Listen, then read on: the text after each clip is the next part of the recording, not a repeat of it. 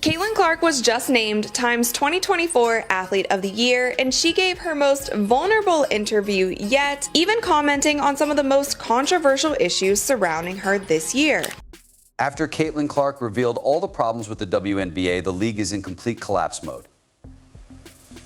In her most recent interview, Caitlin, who is known for speaking up only when it really matters, was candid about the absurd injustices she has experienced, including the unrestrained physicality on the court and the league's flagrant neglect. She acknowledged that playing in the WNBA was much more difficult, but she was also able to overcome the chaos and brutality and improve as a player. Caitlin persevered for her supporters who have faith in her, not the WNBA. The WNBA players can't stand her because she's white, which is blatant bigotry. She's the reason why people even bother watching, demonstrating that women's basketball can be thrilling, competitive, and worthwhile. The WNBA is presently in disarray because they are unable to deal with her bravery and honesty, which is pure racism. In addition to speaking her mind, Caitlin set the entire narrative on fire, and the league is now in flames as a result. Cheryl Swoops and other individuals who were obviously aloof and contemptuous of. I argued it was foolish because the WNBA had just reached a new low, and to be honest, I didn't think it was possible at this point.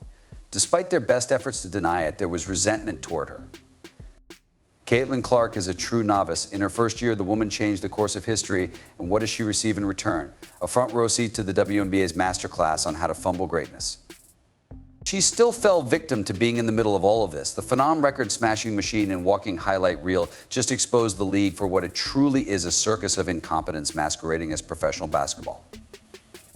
Wilson, the two-time league champion and now three-time WNBA MVP, told the Associated Press that she believes that is how the WNBA operates, so the fact that she witnessed some of that and feels that way is kind of bad. Let's talk about the numbers, because Caitlin Clark isn't just good, she's legendary, setting 6 rookie records, scoring points, and dishing out 19 assists in a single game, breaking the league's previous record. Time magazine also casually named her the 2024 Athlete of the Year, but let's treat her like any other player. Her fame was greatly influenced by her color. No matter what we black women do, we will always be ignored. For this reason, it infuriates me when people claim that race is unimportant, when it is evident in her wonderful interview with Time magazine. Allow me to paint a picture for you of Caitlin's final outburst on the absurdity she has been enduring. The WNBA appears to be allergic to success rather than safeguarding and advancing their rising stars, as evidenced by the Olympic snubs of unrestrained physical aggression on the court and a league that seems to thrive on media upheaval rather than genuine basketball. Stars are out here giving them Target practice jerseys and wishing them luck.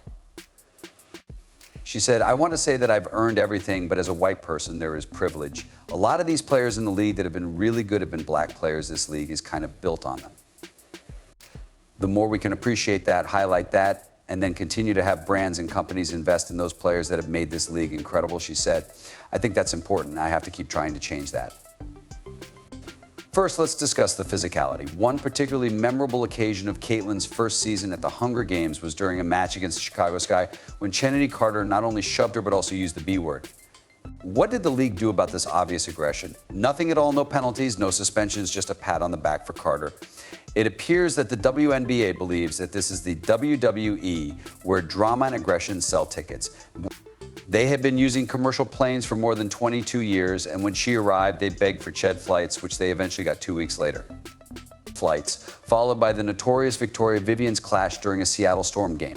After all, why end a single scandal when you can have an entire series? The league has responded to these incidents in a masterful manner by doing nothing at all in the meantime.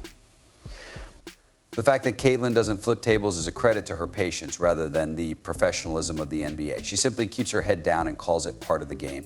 She is attempting to be the rising tide that raises all boats, but hold on, things will get better. Caitlin becomes visibly shaken after being poked in the eye, and the WNBA's response crickets the players' union leaps to Carrington's defense. The media makes it into a drama, and Caitlin has to intervene to calm things down. Can you imagine this happening in the NBA? If someone were to poke Steph Curry in the eye, the league would call in the National Guard. But in the WNBA, it's just another Tuesday. And she does really well, wins games, puts butts in the seats, sells tickets, and draws viewers to the television. The only thing we really want to hear from anyone regarding this is thank you, thank you, thank you. And making our league relevant and so forth, but instead she has been physically attacked, tormented, and scratched in the eye by the players in this league.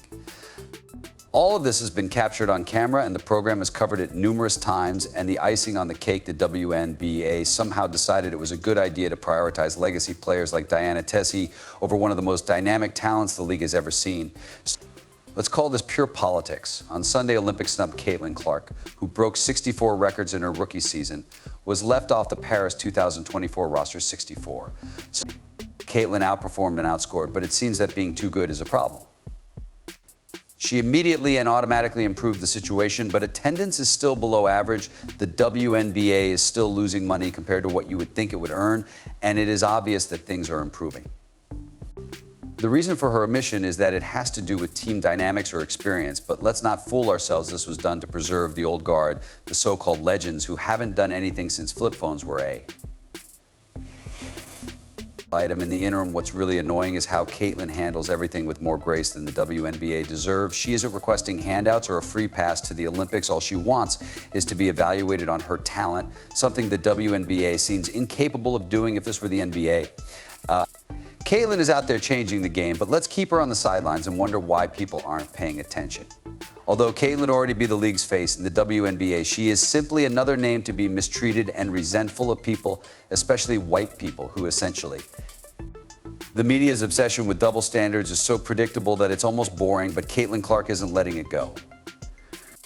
In her most recent masterclass on Speaking Truth, she ripped the media for their complete nonsense, calling out unqualified opinions left and right, and let's be honest, they deserve it. She didn't hold back when she said that most of these people haven't even observed a half-game burn, and she's not mistaken. The WNBA may enjoy the attention, but in the long run, this ignorant discussion merely detracts from the sport's WNBA draft games on a BCE ESPN television radio ratings. How often do we see TikTok commentators or bloggers who have no real expertise of the WNBA running their mouths for clicks? She's directly to blame, and people were angry with her for it, as if she was the reason behind their issues. No, she was just born white. Here's the thing, if you're going to criticize, at least understand the fundamentals. But the media strategy is to turn everything into a story that will make headlines. Tyrese Halliburton trips over the crickets in his shoelaces.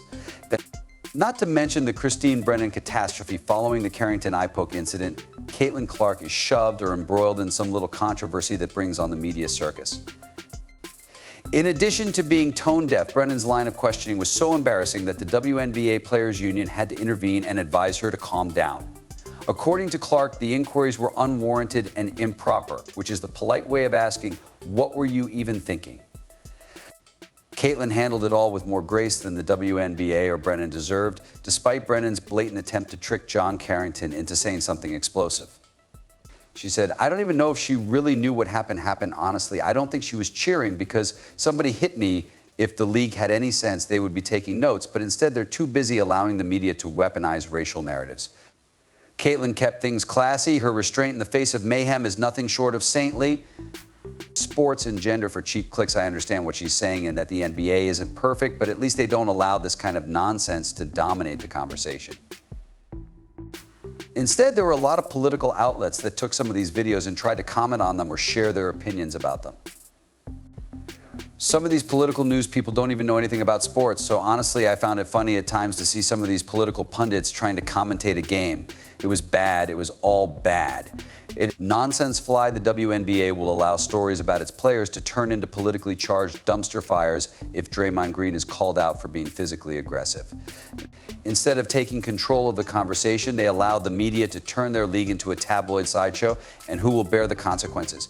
Caitlin Clark is one of the players that deserves better. She says, hey, the game is physical. I just go about it. And I believe that's the mindset she needs to have. However, Caitlin isn't waiting for the WNBA to change. She's too intelligent for that. Since while other players went on board, Caitlin declined the new unrivaled league, saying, no, I'm good. Why waste time on a startup this offseason is all about improving her game translation. She's about to make the WNBA regret every foolish move they've ever made. In the meantime, her partnership with new coach Stephanie White is already paying off, which is a breath of fresh air compared to last season's train wreck under Christy Sides. The league may not even survive its first year, so she's concentrating on herself, hitting the gym, lifting heavier than ever, and honing her craft. Caitlin didn't specifically criticize size, but when she stated that last year's coaching was essentially, here's a ball screen, figure it out, the tone was genuine. How can you give one of the greatest rookies in league history no structure and expect results?